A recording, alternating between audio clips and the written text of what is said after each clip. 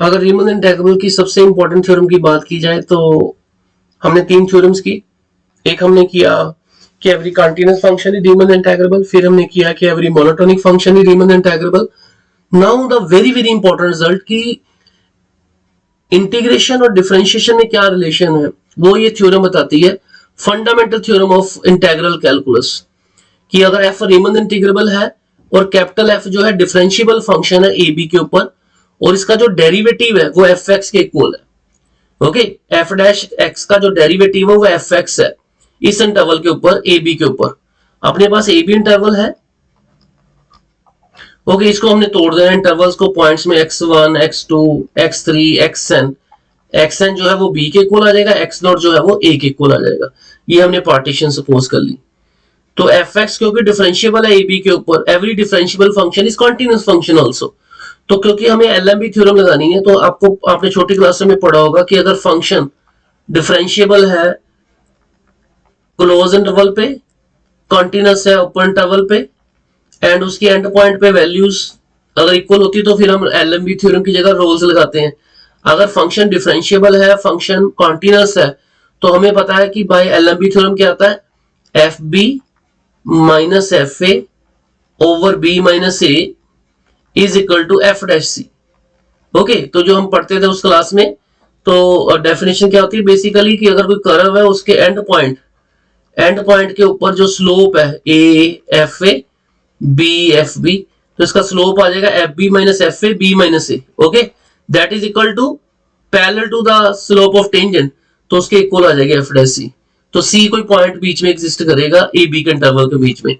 तो उसके लिए जरूरी है कि फंक्शन जो है जिसके ऊपर हमने एलएमबी थ्योरम लगाना है एफ एक्स, ये एफ एक्स दिया हुआ डिफरेंशिएबल, इसके ऊपर लगानी डिफरेंशिएबल है आप क्लोज इंटरवल में, तो ये डिफरेंशिएबल हो जाएगा छोटे से इंटरवल में भी। Delta X I minus one, हम इस इंटरवल में एक छोटा सा इंटरवल सपोज कर सकते हैं x I minus one x आई, सभी जगह कर रहे हैं।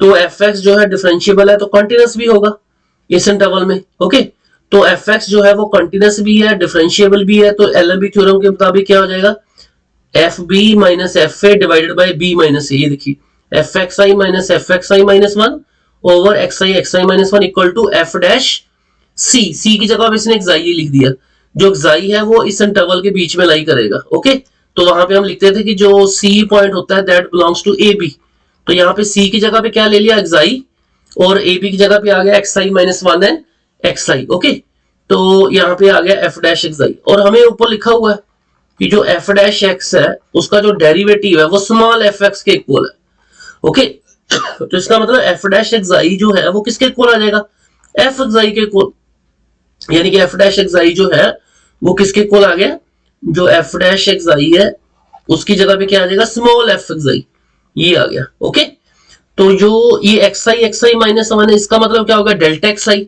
तो डेल्टा एक्स आई से मल्टीप्लाई हो गया, दोनों तरफ समेशन कर दो।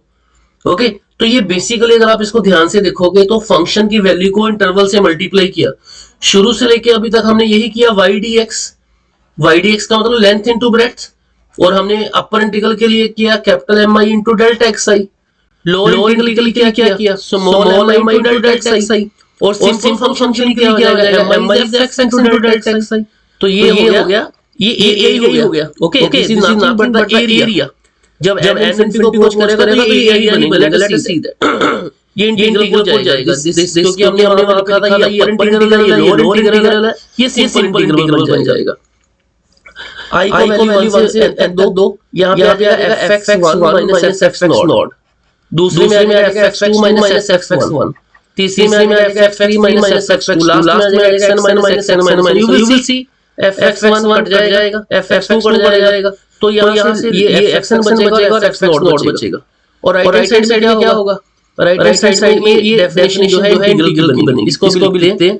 तो यानी कि लेफ्ट हैंड साइड में b माइनस f है वो सब्स्टिट्यूट कर दो, तो ये चीज आ गई। ओके, अब इसको n जब इंफिनिटी को अप्रोच करेगा, when n tends to infinity, this sum changes to integration. I told you that कि जो एलपीएफ था वो कैसे लिखा था, summation small M I delta X I. जो यूपीएफ है वो कैसे लिखा, वो लिखा capital M I delta X I. Okay, और जो ये वाला हो गया तो यहाँ पे mi बेसिकली है तो मिनिमम वैल्यू फंक्शन की, ये मैक्सिमम वैल्यू फंक्शन की, तो ये फंक्शन की वैल्यू ले ली, ये कोशी डेफिनेशन है, कोशी सम बोलते हैं इसको कि fi to delta x is upper integral. Okay, तो सब्स्टिट्यूट द वैल्यू जब n इनफिनिटी को अप्रोच करेगा, जब हम n इनफिनिटी को अप्रोच कराएंगे ऐसे बोल देते हैं कि जब n इनफिनिटी को अप्रोच करेगा तो जो ये वाला सम है ये क्या बन जाएगा इंटीग्रेबल f dx. ओके, तो this is the definition of fundamental theorem, very very important theorem. तो इसको